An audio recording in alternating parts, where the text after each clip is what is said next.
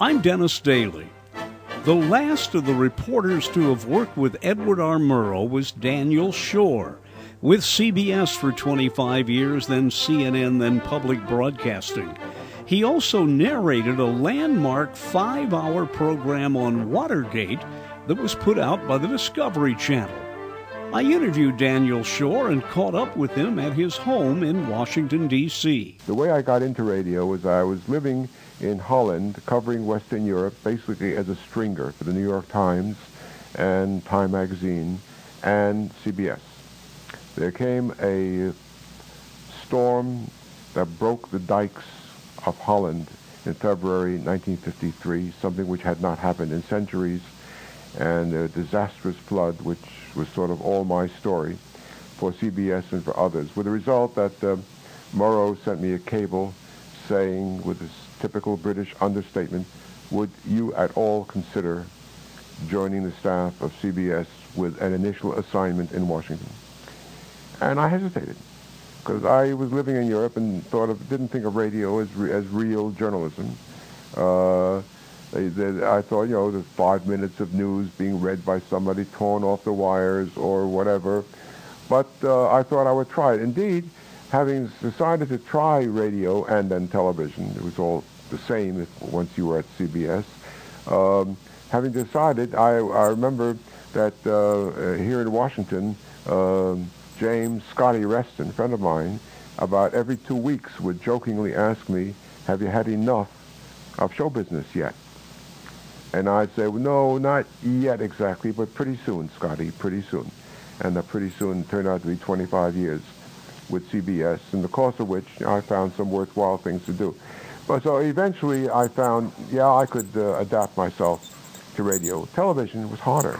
Television much harder than radio to get adapted to if you really have old-fashioned journalistic ideas. Now, I remember when first time I talked to a television producer and asked him, what's the secret of success in television? I said, I can write a story, but apparently there's some other things you got to know in television to be successful at this. Certainly your career's not over. I don't mean this is one of those wonderful obituary questions. What was your greatest moment ever? And everybody files it away. What was the most fun you've had so far? Probably the most fun indeed that I had was Watergate. If you equate fun with a sense of excitement, a sense of you are an eyewitness to some big part of American history, that this is not a trivial story. And it really is something that sort of keeps your blood flowing, keeps you going every day. Fun. I can't use the word fun because I don't think of journalism in itself as fun. But if you will let me substitute the word exciting, that was the most exciting time in my journalistic career. Nixon had a series of paranoid concerns and worries, one of which was that Lawrence O'Brien, the Democratic National Chairman, who had been a consultant to the Howard Hughes organization, would therefore know about all the Nixon connections with Howard Hughes. One of those connections was by that time rather well known. In 1956, the Hughes organization had lent some money to Donald Nixon, Richard Nixon's brother, under conditions that aroused a lot of suspicion as to whether he was trying to buy a favor from Nixon. But more to the point, and more recently, in 1969, there had been an illegal campaign contribution made by Howard Hughes through one of his agents to B.B. Rebozo, who was President Nixon's great friend down in Florida, and deposited by B.B. Rebozo in cash in a safe deposit box as a kind of a nest egg for his friend, President Nixon. That became a part of the Senate Watergate investigation, in fact. But Nixon worried whether O'Brien knew about that, thought he did know about it, and that knowing about it would explode that fact at some crucial moment during the campaign. And so obsessively, they had to go in and find out whether O'Brien had that. But Nixon, being Nixon, couldn't level with the people about what it was he wanted. And so in a series of things which you'll find on tape and which you'll find in the Haldeman diary, he kept saying, we got to go after O'Brien. We got to get after O'Brien. Have you moved on O'Brien yet? There were all these code words being used. And when they decided to come up with this project called Gemstones, Project Political Intelligence, including breaking into the Watergate, Jeb Magruder was told the prime target of this is Larry O'Brien. And when they put a bug on the phone in the wrong place, they didn't get anything, they had to break in a second time, and Magruder says to Liddy, we want what O'Brien's got in his desk. We want to know what he's got. And Liddy then reached the conclusion, which he wrote about in his own book, that I had thought we were trying to get something on O'Brien. And I began to realize, no, they wanted me to find what O'Brien might have about them. But because you can't tell people precisely what you want, the thing filters down until by the time it gets down, they're going after something with no clear idea of what it is they're going after. And that, of course, was Watergate. It's only been the past year that I've begun to listen to the BBC. And I know that I am much more a news reader than I am a reporter. I admit that. My background is as a disc jockey, not necessarily a news person. But I have been more than fascinated, educated to the fact that what happens in the U.S. is the news overseas. That the BBC, for example, will mention a forest fire in Idaho without explaining where Idaho is. Or if there's a plane crash in Manchester, England, we would almost be obligated to explain what part of England Manchester is in. I didn't realize how the rest of the world watches America. And I'm bringing that around to say, what did the world think when we were dragging out our dirty laundry back in Watergate? Well, in most parts of the world, they didn't understand it. They surely didn't understand it. For example, in China, Nixon would go to China, and in his conversations with Mao Zedong and Zhou Enlai, they would sort of say, what is that all about? And it was very easy to assume that that what you really had here was Democrats and Republicans, and the Democrats were finding some way of trying to pull the rug from under the Republicans, and this was all part of the way politics was played in America. The Russians had least of all any problem about understanding it, because there were conspiracies in the government, conspiracies of the people outside the government to disrupt what was going on in the government. They could understand that. That was the Bolshevik Revolution all over again. So yeah, Watergate was a vast mystery, because you couldn't understand Watergate without understanding a lot about America. I mean, in Britain, you couldn't understand America. If you had a Watergate scandal in Britain, then you would immediately get the resignation of the prime minister and a new election. They don't fundamentally understand over there that we elect our presidents for 4 years, and they're there unless we find a way of kicking them out of office. And that no matter what Congress thinks of them, they're still there. And no matter what he thinks of Congress, they're still there. That he's not responsible to Congress in any way, although on August 8, 1974, when he resigned, he sounded as though there was some gridlock in Congress. That was the reason for his resignation, but that was something else. How close to being kicked out of office was Nixon when he opted out himself? He would never have opted out unless he was quite sure he would have been kicked out. He knew he was going to be kicked out. There was, by that time, he was told by Senator Goldwater that he didn't have 7 senators who would be willing to support him. Now, the impeachment, the articles of impeachment in the House had already been adopted by the House Judiciary Committee. There was no question at all that he would be impeached by the House. Then he'd go on trial in the Senate. And in the Senate, he had only 7 senators in his favor. I mean, he sort of got out one step ahead of the sheriff. Months, days, weeks, how long would the process possibly have taken? Oh, it would have been months. I mean, you know all the ways in which any trial tends to stretch itself out with the various ways you can stretch out a trial. But a political trial before the Senate could have gone on for months, years.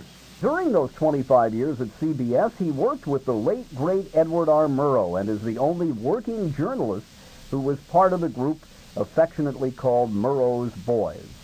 I asked Daniel Schorr about the legacy of Edward R. Murrow, whether we hold his image too high, whether we have too much reverence for the man who brought the electronic age to its maturity. Funny you put it that way. The reason I idolize Edward R. Murrow is that he did not make successfully the transition from radio to television.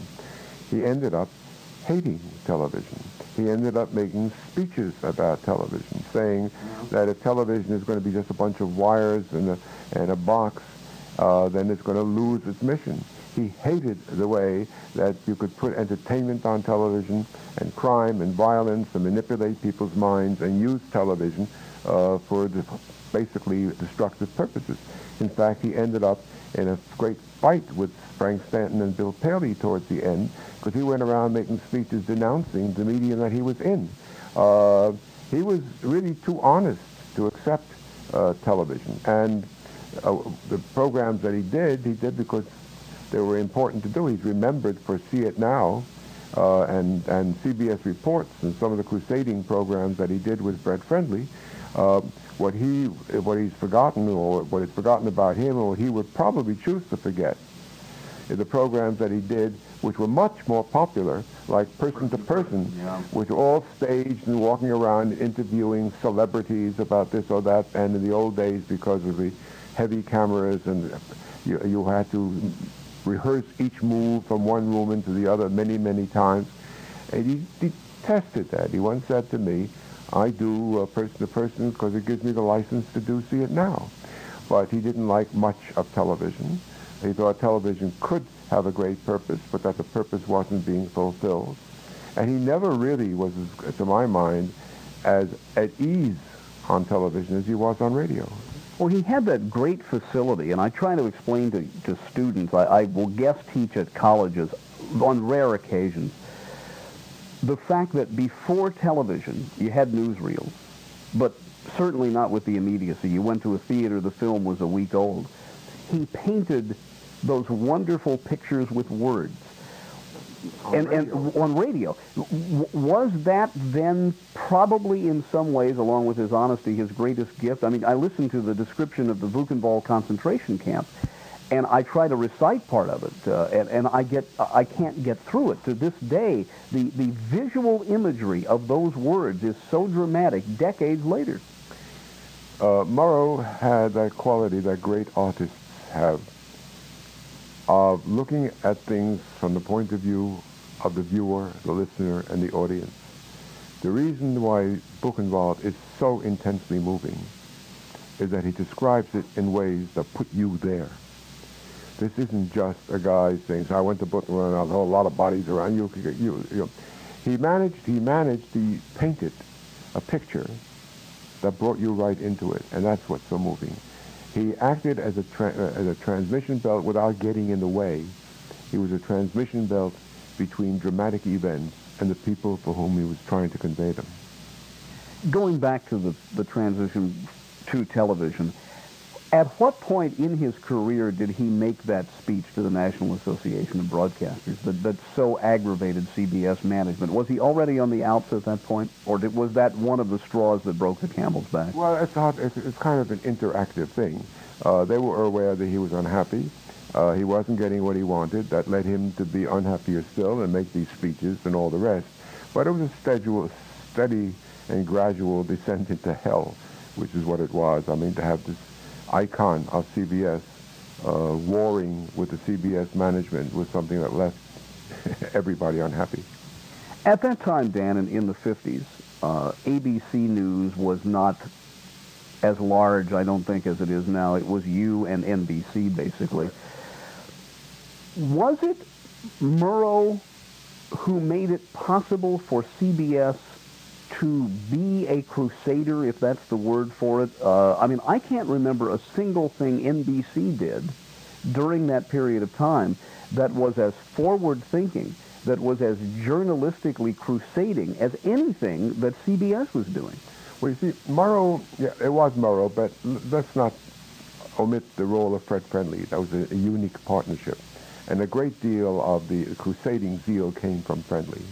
But he But Murrow, because he had a great reputation in CBS and was known as a friend of Paley from days of the war in London, all of that, was able to go out and do things on television which most networks didn't do. Networks, especially in the early days, were not sure how profitable they would be. Programs were sponsored then. Programs are hardly ever now. Whole programs are not sponsored anymore. There are spots in them. And therefore you wanted sponsors. Sponsors tended to be big companies. The sponsor for See It Now was Alcoa Aluminum. And typically sponsors don't want controversial shows. Therefore, for him to get a controversial show on the air, you have to have his prestige. I mean, Paley used to say at times that, Murrow, what you're doing gives me a stomach ache, because he has to go and face sponsors. But for at least several years, Murrow was able to do it because he came in with that enormous prestige and his ability to get Paley to support him up to a point. Well, you look at the McCarthy program, and for those who do not know their history well, this crusading senator from Wisconsin began to insinuate eventually that almost everyone in the federal government was an operative for Russia. To show him for what he was, to be the first at that level to say this is stupidity, this is worse than what Hitler was doing by innuendo in many ways. Did they check with Alcoa first? Do you know? I mean, the concern of Alcoa Aluminum suddenly being dragged into this must have been a pretty heady experience. It was not long after the McCarthy show that Alcoa canceled its sponsorship of See It Now, saying that it had some new ideas. They wanted to do different kinds of advertising. They never said it was because of the McCarthy show. But they canceled, and very shortly thereafter, See It Now was abolished. It came back after the quiz show scandal, when in order to try to rehabilitate CBS's reputation, they started a program called CBS Reports, which was See It Now in a new guise, but done only when they were trying to recover their reputation. So See It Now is the grandfather of 60 Minutes in many ways. Yes, but I do not think that Murrow would recognize what 60 Minutes does now, because 60 Minutes is a much brighter kind of magazine. It does its crusading in its own way. It really is so many generations past, in television terms, so many generations past See It Now and CBS Reports that old Ed would not recognize it. I'm not sure that I have the right to get into Murrow's mind when he's gone. I suspect if Murrow were alive today, he would probably be at National Public Radio. And he would probably be doing very well-written little essays on things. And he would talk to you, he would talk about how is it possible at a time when maybe millions of people are dying in Rwanda. I mean, he sees the whole world and he sees America's stake. He was basically a very moral person. And that moral quality of him would come out. And he wasn't ashamed of it, as many people are, moralizing. He would come out and write wonderful little sermons and say, and I think he would say, don't you have anything better to do than be glued to a set? Thanks a lot, Dan. Yes, Daniel Schorr was the last of the Murrow Boys. His type of voice and style and reporting just isn't around anymore. I'm Dennis Daly.